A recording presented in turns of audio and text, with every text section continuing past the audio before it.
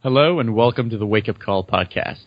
Today we're speaking with Mr. Ryan McMaken about his articles, How the Census Bureau Invented Hispanics and The Trouble with Public Accommodation. Mr. McMaken is the editor of Mises Wire.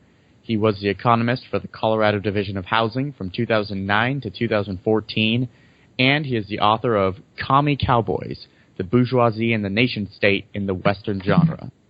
You can follow his work at Mises.org. That's MISES.org. You can find him on Facebook under McMaken and on Twitter at Ryan McMaken. That's at Ryan McMaken. For more information, please see the show notes page for this episode at wakeupcallpodcast.com/public-accommodation. Ryan, welcome back to the show. Hello, it's great to be here. So let's start with a overview of the first article, How the Census Bureau Invented Hispanics. What is that about? Well, what I noticed a long time ago is that my mother's own birth certificate. Now, my mother comes from a Mexican family, and they were typical Mexican-Americans, back in mid-century. People who came from Mexico first in about 100 years ago, and then southern Texas, and then there was a second migration from South Texas due to actually some violence inflicted against the Mexican Americans there. Many of them moved to Southern California, and she was a part of that. And I noticed, though, on her birth certificate, it says she was a Caucasian, and this is from a long time ago. And on my birth certificate from the 1970s, it says my mother is a Caucasian. And to look at her nowadays, nobody would ever classify her that way. And so I thought, well, that seems odd. Why nowadays do we have a different category for these people? And if you look into it, what you find is, well, they invented the category in the 1970s. And it didn't really take over until the 1980s. It was during the Nixon administration that they decided, let's create this thing called Hispanics. And then by the 80s and then by the 90s especially, it kind of became a thing. And then it was expanded into Latino, which was a broader category that included people of Portuguese descent like Brazilians and such. Hispanic, as you can guess from the word, specifically refers to Spain. But that seemed too narrow because it included a couple hundred million, or it excluded a couple hundred million people from Brazil. So now we've got Latinos, which is a distinct term, but nevertheless people kind of lump them together. The whole idea, though, is we've got this special group of people from Latin America mostly, who we give their own category. Now, of course, it's always been absurd because it lumps together like white Cuban-Americans like Marco Rubio and people like Cesar Chavez, who come from completely different cultural backgrounds, even though, yes, there is the tying issue of the fact that they speak Spanish in their cultural origins, but other than that, there's not a whole lot tying those groups together. So it's really just a political invention from about 40 years ago. Yeah, and of course now we see the terms Hispanic and Latino used very frequently. So when did that begin to happen outside of just being used within the Census Bureau and for government data collection statistics? And beyond just the issues with grouping a Marco Rubio and a Cesar Chavez together, what are some of the other problems with using these terms and all the imprecisions that come along with them? Well, I think historically it became maybe more of an issue in the 1990s when the term started to really catch on. I think partially because you had a bit of a history, a statistical history you could draw from. I don't think we can say that the whole Hispanic-Latino thing marked the beginning of identity politics because, of course, that goes back much further. We used to speak of quote-unquote white ethnics. These were people of non-Anglo-Saxon origin. So 100 years ago, you had Italians and people from Eastern Europe coming into the country, and our special name for them was white ethnics. Now, we still recognize those were white people, but they were different. They weren't like the WASPs, especially. They were Catholic. They weren't Protestant. They didn't have quite the same cultural background. And a lot of those people were treated as like dirt, as non-whites, harassed, lynched, all that sort of thing, Italians especially, but also Poles and other Eastern Europeans. But nowadays, all those people are honorary white people, basically. Everybody just lumps them in together. And so why did the Latinos get a special treatment? Well, part of it is due to the fact that they got their own special category. I mentioned in the article at Mises.org on this, imagine how our thinking would be different if we'd given Eastern Europeans their own separate category. Because when we do census and other sorts of ethnic tracking now, we don't have a check the box for Slav or Slavic or something like that. Most of those people just simply check white nowadays. But we do have this special category for Hispanics. Imagine, though, if in the 1920s we had created that box, and so all of these people from Eastern Europe started thinking of themselves as a separate group, and they had been checking that box. Same might have been said, we might have done the same with maybe Greeks and Italians. Because certainly those people were considered unusual, different, and inferior by the majority Anglo population 100 years ago. So there's, by that same standard that we use to set Hispanics aside now, we could have easily done that 90 or 80 years ago. But we didn't do that, and so over time all those people just started to think of themselves as white. Now, what most people don't know is that 52% of Hispanics consider themselves to be white. This comes, if you ever look at the form, you notice that there's two different things. There's race that you can check, and then there's Hispanic, the Hispanic designation. Those are not the same thing. Hispanic is not a race. Being Mexican is no more a racial designation than is being Canadian or being American or being Californian. These are all multi-ethnic countries. They have, slightly different groupings, to be sure, but just the fact that someone is Mexican doesn't tell you anything about how white they are or Indian or black or any of that. So you have to have both of those designations. You got to pick a race, and then you got to pick whether you're Hispanic or not. Of course, you don't have to, but people do. And the reality is that a majority of people who also check the Hispanic box check the white box. And so when you look at how many people out there are white, all of this stuff about how non-whites are taking over the country is all nonsense, first of all. If you include the Hispanics who consider themselves to be white, the United States is well over 70% white.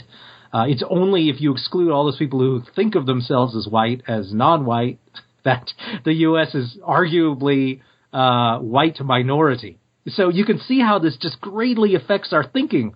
You got all these people out here, often a lot of the same white supremacist type people who thought that Italians were non-whites 100 years ago. These are the people freaking out the most about whites allegedly being in the minority. But the reality is that a ton of Hispanics consider themselves to be white. And I would argue from a political standpoint, it would be a mistake to not let those people identify as being white. If they want to be white, you should let them be white. But we hold apart this group because we're gonna look at them differently. We're gonna give them their own category. We're gonna define them as people of color, and this, of course, has some big political repercussions. And there's a reason that different groups try to do that. It fits into their certain agenda for a variety of political reasons and so on. But it's important to recognize that how we categorize people greatly affects how we see them. Nobody thinks of people of Czech descent as non-white, although they did 100 years ago. And part of the reason we don't now is because we no longer label them as non-white. But we do label Hispanics as non-white in many cases. Now, of course, if you're a stickler for accurate phraseology, you would refer to what we think of as quote-unquote white people as non-Hispanic whites, because there are lots of white Hispanics. But nobody uses that. Everybody has two categories in their mind. There's white people, and then there's Hispanic people. But, of course, if you spend any time with Hispanics at all, or people of Mexican descent, you recognize quite quickly that a whole lot of them are white people who happen to have Spanish last names. But we've been really manipulated, I think, in how we view the ethnic makeup of the U.S. by all these labels. Yeah, and of course, interracial marriages and adoptions and having children from these interracial marriages, that further complicates this whole issue. But before you comment on that, you used the term identity politics in your answer. I assume most people are familiar with that term to some degree, but can you give a quick definition of that? Well, this is the idea that the group you are a member of dictates your politics. And this goes way back to the 19th century, at least, where popular politics basically said, look, you were told as you were growing up, hey, we're Catholics, so we're going to be Democrats. That's just the way it is. And that was true in the 19th century overall.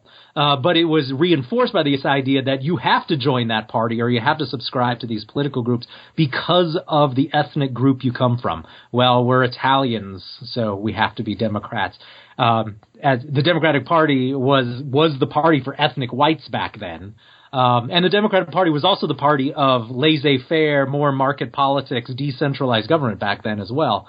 And so it was just driven home this idea that if you are a certain religion or if you are of a certain ethnic background, well, your politics is dictated for you. And so we see that, of course, today just as much as ever, if not more so. If you are a woman, this is who you should vote for. Or if you are a Hispanic, this is who you should vote for. Of course, that only some people go in for that. There are still plenty of people who make their decisions along other lines, maybe on income levels or education levels, what kind of Hispanic you are. Obviously, Cuban-Americans vote in a completely different fashion from Puerto Ricans, for example.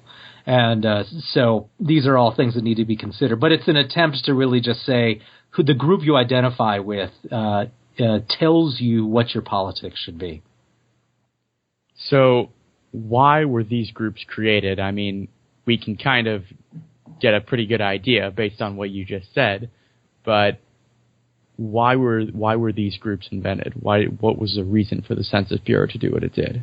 Well, not all of it was totally sinister. Some of it was just a matter of convenience where, especially if you were a political party, political group, trying to identify your likely supporters, you would identify a certain neighborhood. So if you were a Democratic Party machine operative, you would identify the Polish neighborhood in Chicago as a place where you might be able to get more registered Democrats and so on back in, say, 1910 or whatever.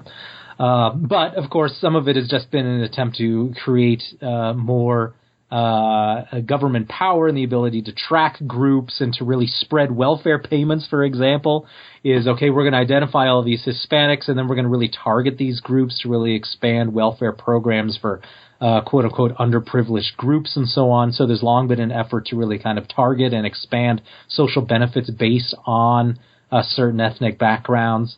And to keep those people thinking in terms of themselves as people who should be more open to receiving social benefits and so on.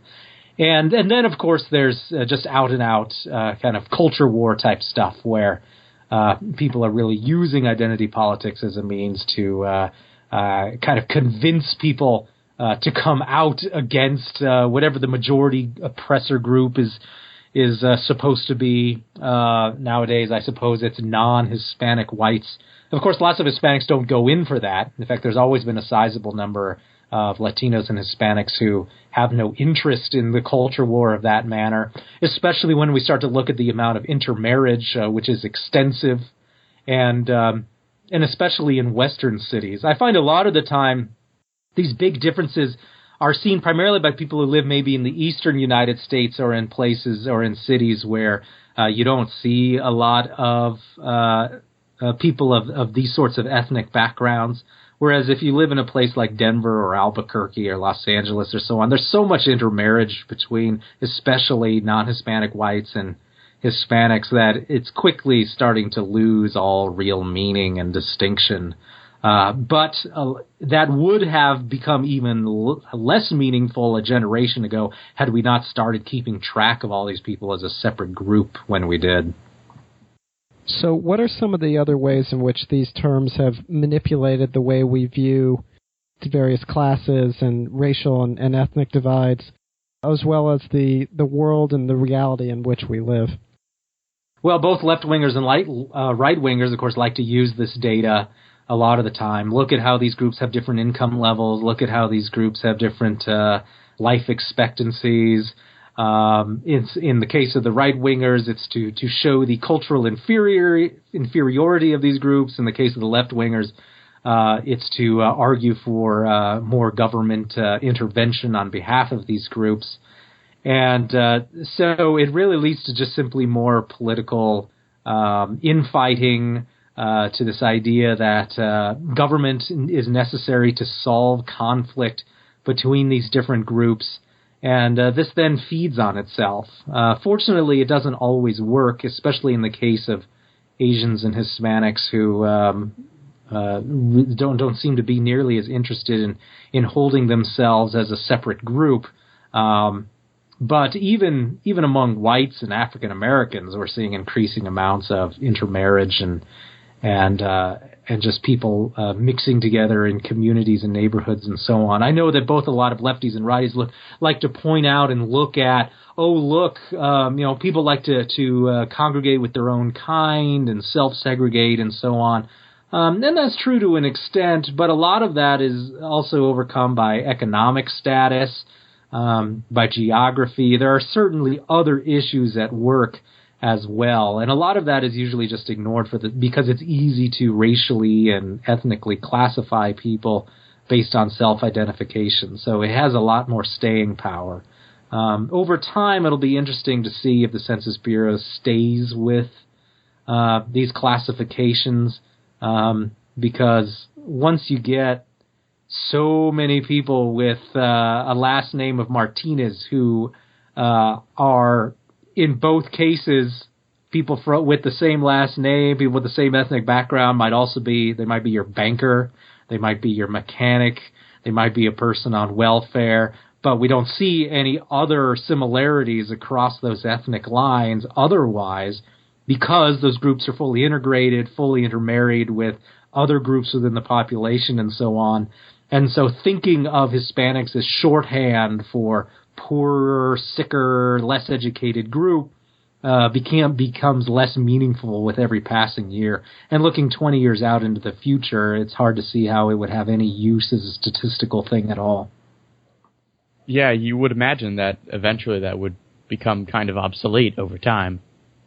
Well, and especially now that as an immigration issue, that issue's starting to flatten out as well and be replaced by other groups. Now we're looking at Indians and Chinese immigrants as being a larger segment of the immigration population than Mexicans. And Mexicans specifically aren't particularly high anymore at all. A lot of the immigrants from Latin America actually come from Central America, because Mexico is now a middle-income country and is becoming better off as time goes on. So there's simply less people interested in migrating. So that all these political issues, the political baggage that comes along with these ethnic groups, is changing substantially over time, and so it's just becoming less meaningful. I mean, we use the term as code to mean a lot of specific politically charged things, but when you start to look into the real details, it's not particularly helpful. So you referenced this earlier, but what are some of the ways in which these terms and their usage have been used to increase government power, welfare, regulation, state interventions, etc.? Well, the whole idea is just to identify groups that are being left behind, are being discriminated against, are being harmed in some way by the status quo, and then the idea is just to simply tailor social benefits programs to better target those groups. Now, I don't have any specific numbers on that. That's just par for the course on how the programs are generally run. Now, of course, there's also efforts to target based on income level as well and socioeconomic status, but often it's also tailored to a specific ethnic and racial groups as well. And so the benefit of that, of course, is that it expands the roles for the number of people receiving social benefit, expands government spending, and so on.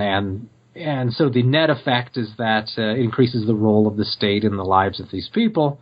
Of course, fundamentally, most of those are measured in terms of income status, not so much based on race. But when you look at certain government programs, say, for example, programs along the lines of, say, making home loans.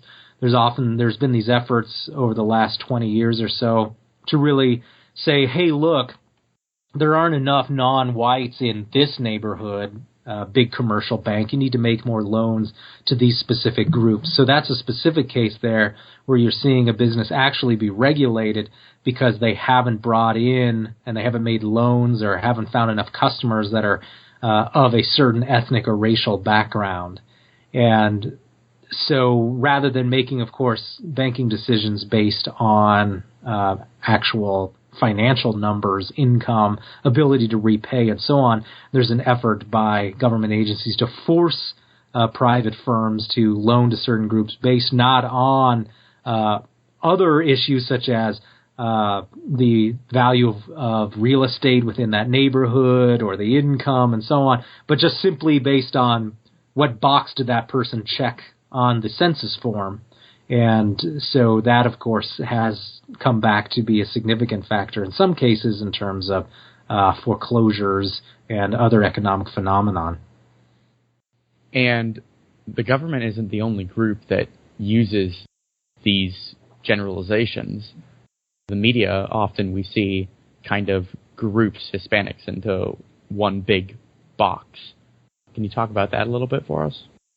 Well, the media is one of the worst on it because, as noted, they don't make a distinction between whites and non-Hispanic whites. Let's think about the old case with the Trayvon Martin murder, or homicide, I guess, depending on how the courts defined that.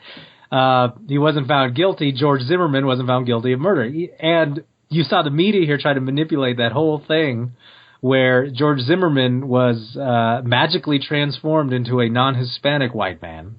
But then when it became apparent to everyone that this was not your typical WASP, they decided, oh, well, he's a white Hispanic, so he's really a white guy. Now, of course, had Zimmerman been beat up by some bigoted cops, he would, of course, been considered a non-white. So you can see how the narrative here is changed depending on what we're trying to do. So if obviously a dark-skinned Latino shoots a black man, well, suddenly we got to manipulate it so it's a white-on-black sort of thing.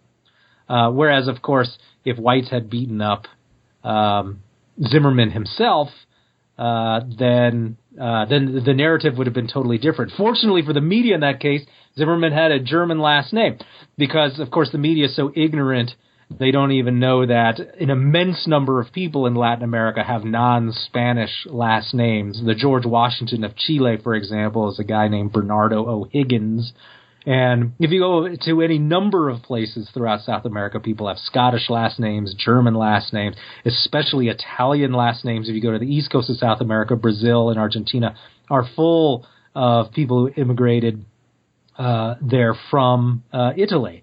A case in point, of course, is the Pope, Jorge Bergoglio, who has an Italian last name. And I always found it funny how the Italian cardinals managed to, even though they elected a pope from Latin America, they managed to have him be an ethnic Italian guy. So you can see their own bigotries there. They're at work. Yeah, we'll vote for this Argentinian, but he's got to be Italian. So the media would do well to recognize these realities. And the same is true of Mexico as well. Northern Mexico, numerous people with German and Irish last names and French last names as well. This is just something totally unknown to them. Hispanic people automatically have a last name like Sanchez, and they have dark skin, and they look like a mestizo, and we're all going to lump those people, and they're all pretty much the same. That's just pretty much how the media functions. And if you don't fit that narrative, if you have a last name that isn't Spanish or you have engaged in allegedly racist behavior, well, then we'll just magically label you a white man. Well, and of course, the largest Japanese population in the world outside of Japan is in Brazil, and there's the very prominent Fujimori family, Alberto Fujimori, former president, in Peru, and the significant Japanese population there. So that this is all over Latin America, and not just with European names as well, not just with European ethnic groups. But I want to move on to your second article, The Trouble with Public Accommodation. Can you give an overview of that article and what you discuss in there? Well, of course, this touches on some similar issues because we're looking at supposedly how people behave in ways that rise to the level of discrimination. And I have a personal interest in the American Southwest and how non-Hispanic whites and Hispanics interact. And so I began looking at this issue of public accommodation. And this is just the technical term for the idea that if you are a shopkeeper and someone you don't like comes into your shop, you're not really allowed to refuse them service. So especially this is out and out illegal if you're a member of a certain protected group. So if I want to go into a bar and I want to order a beer and the owner wants to refuse me service for whatever reason, if I can make the case that he refused me service because I was of Mexican descent, well then I can have the courts force him to then serve me a beer.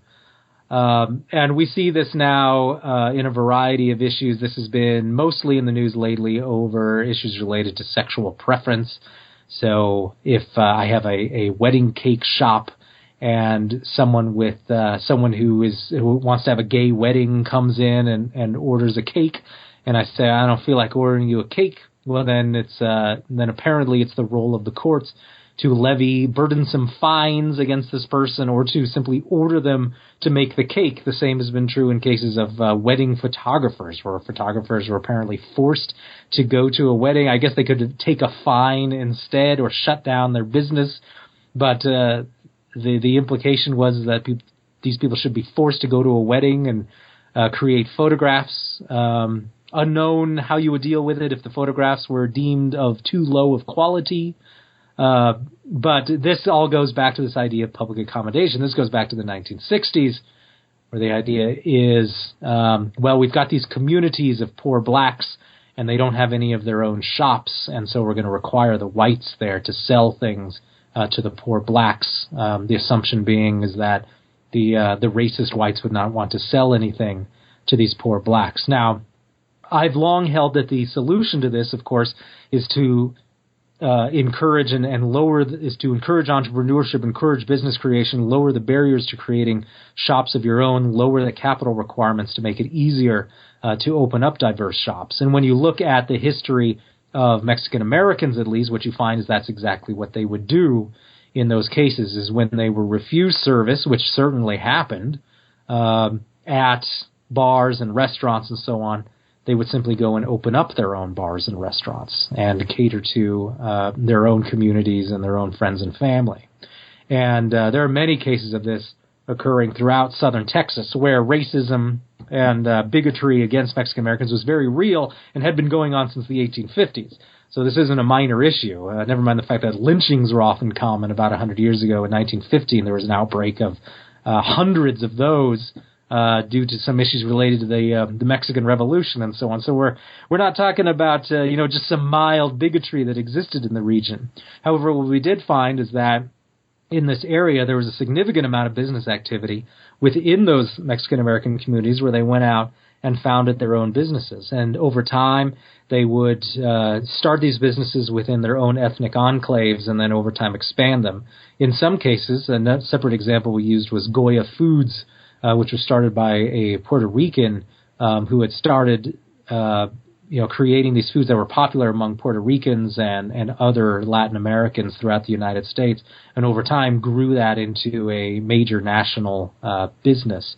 And there's been some interesting research that's come out in the last 20 years or so. It used to be all the research on non-white groups was all on them as laborers and on people with no real economic agency, and just assuming those people had no capital and no ability to have businesses.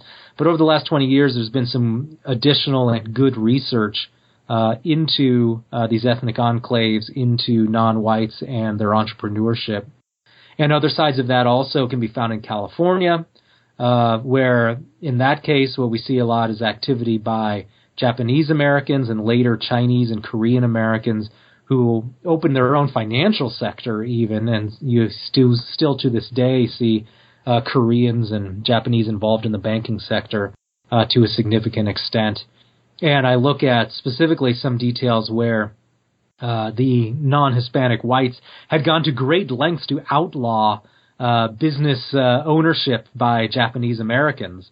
And the Japanese Americans always found ways around this, would put their businesses in the names of their native-born children and things like that, and in most cases ended up being more prosperous and better at doing those businesses than the resident whites, which is, of course, why the whites wanted laws against Japanese businesses in the first place, is they kept getting out-competed. It wasn't until FDR rounded up all the Japanese and put them in concentration camps that whites were finally able to get an advantage for a while there, although that advantage eventually disappeared. But it didn't make the bigotry go away. Certainly they still exercised that for years after the war. But what happens is, over time, of course, attitudes change, and then once you have to finally admit that these groups you once reviled now are in the possession of large amounts of capital due to their own efforts within their own communities, then suddenly you have a much larger incentive to do business with those groups.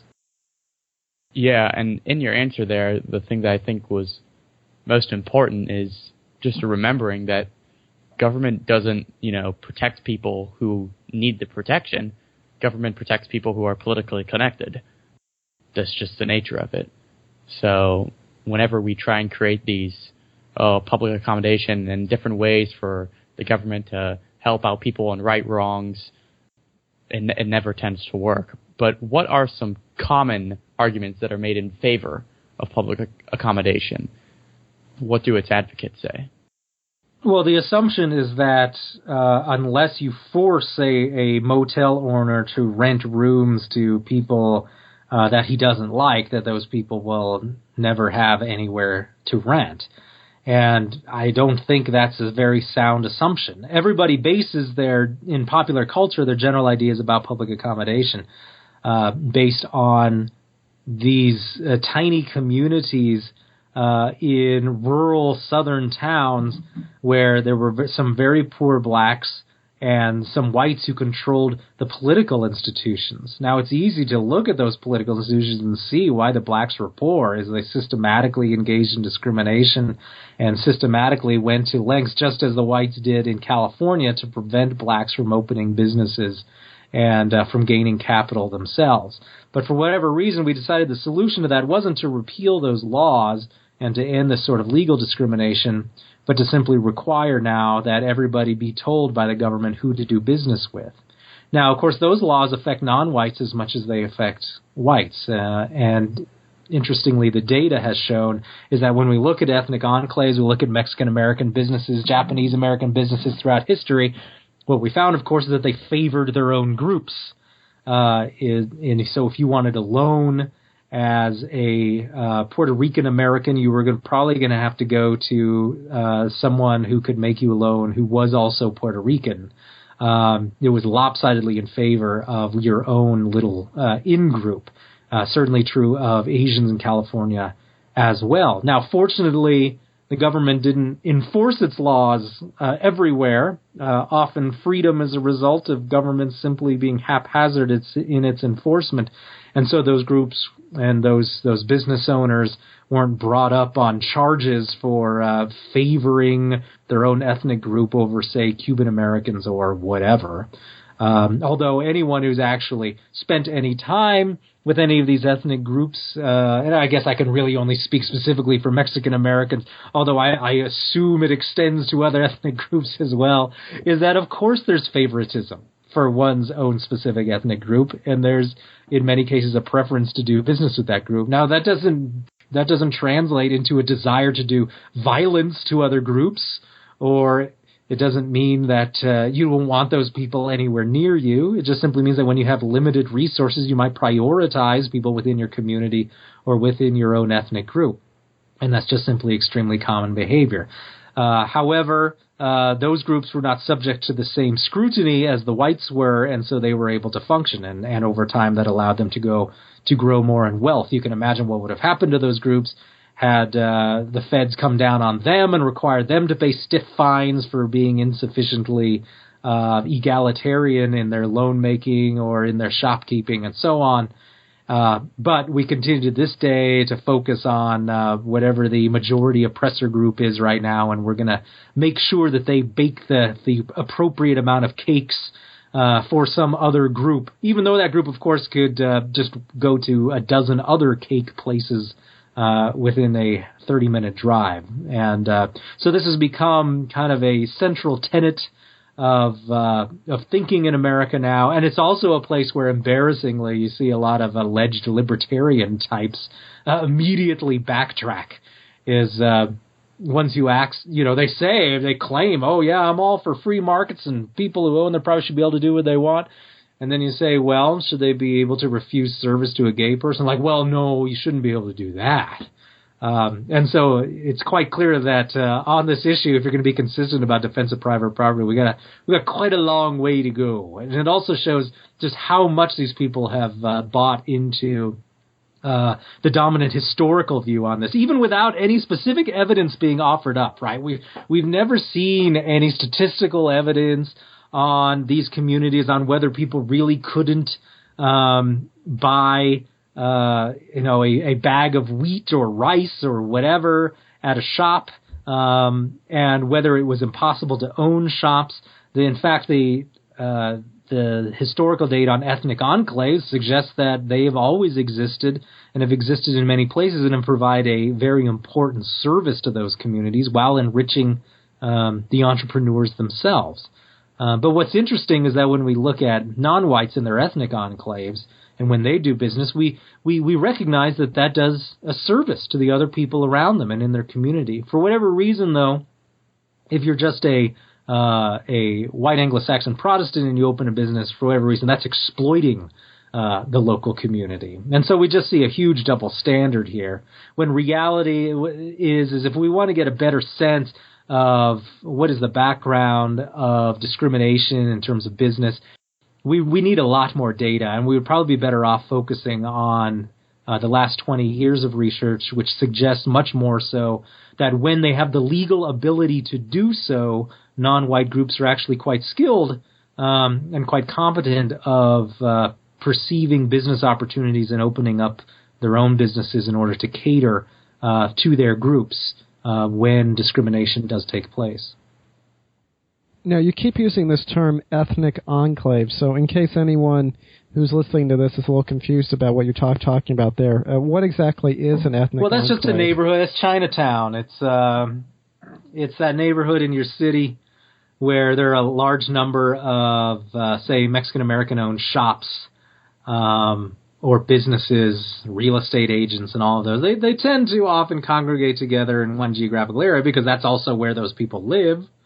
And so that's what we would call an ethnic enclave. So I want to open a business that's going to cater to people who want to buy some sort of Mexican food. It would seem that my number one place to do that would be in a neighborhood where there are lots of people who like that sort of food. And that's interestingly what we did see happen, for example, in Los Angeles after World War II. As we saw a big flowering of Mexican-American-owned businesses. These were Mexican restaurants, wholesalers, mechanics, other services, where they started out in East LA, other neighborhoods that had Mexican-Americans, but then, of course, expanded over time into the larger community. Of course, now everybody loves Mexican food, even though the Trump administration or the Trump campaign hasn't figured that out. Recently noting that we should all be alarmed that there might be more taco trucks on every corner, not realizing that everybody loves taco trucks. Now, of course, that wasn't true 60 years ago, but it is true now, and that is a result of ethnic enclave economics. Is these businesses were established first in an ethnic enclave, and then they expanded over time and took over the mainstream, if you will, economically. But usually these businesses need to start in a place where you know there's going to be a built-in demand, and people are going to be simply more comfortable dealing with a business owner who perhaps speaks their language or is of their ethnic background. Well, and on the Donald Trump subject, we know he loves the taco bowls at Trump Tower, as evidenced by his tweet on Cinco de Mayo. But moving on from that, how would you evaluate whether public accommodation laws have allowed for economic success? You've mostly been suggesting that they don't and that they've hindered economic success. But can you flesh out a little more why that is and what their track record is in that area? Well, part of the problem with the laws is they impose a cost on every small business. Now, mostly what people look at when they look at these is they look at maybe some big business that doesn't have a ramp or something, and they can usually afford to do that. But the problem is especially with things like ADA, where accommodation costs a lot of money in many cases, is it drives small businesses out of business. And ADA is the Americans with Disabilities Act. So that's an issue where, well, you can't discriminate against people with disabilities. You have to provide accommodation for those people by including ramps or grab bars in the bathroom and so on. And while, of course, we can all agree that's an enlightened thing to do in a lot of cases where businesses are in older buildings and so on, it greatly increases the price and cost of doing business for those small merchants. And so what you end up doing is actually decreasing the amount of choice that the customers have, the amount of access that they have, because you're preventing businesses from opening, you're preventing competition. And so normally we always hear economists talking about how we need more competition, but in this case it's distinctly anti-competition because it discriminates against the less capitalized businesses and favors the large corporations that are more easily able to deal with these. Also, we need to measure costs on business owners in terms of non-monetary costs. If a Catholic doesn't want to serve Presbyterians for whatever reason, that person may, in fact, because their fathers were beat up by Presbyterians when they were a kid or something like that, and they have some sort of a significant mental block with dealing with this group. Why is it the government's role to force them now to do business with a group that they're fearful of? And of course, they always say, oh, well, they ignore those counterexamples, right? Well, we're just dealing here with racist organizations. Well, yeah, but if you want that logic, shouldn't it always apply across the board? If a non-white group wishes to discriminate against whites, shouldn't those groups then be clamped down on and forced to pay fines? Now, of course, we know that sort of thing takes place based on research we've seen about favoritism toward one's own ethnic in-group. But, as noted, it doesn't get enforced. Now, I'm all in favor of those things not getting enforced. I don't think the answer is to their clamp down on non-white business owners. The answer is, of course, just stop clamping down on white business owners and to allow those businesses to actually flower, to serve more people, and to engage in more business in those communities by offering more choice and more ability of people to open businesses. But as long as you're imposing all these extra costs on businesses, then you're preventing that from happening. Yeah, the hidden costs are something that's always not very easy to think about initially. Whenever we think of something like the ADA, it's like, well, great, there's all these ramps now.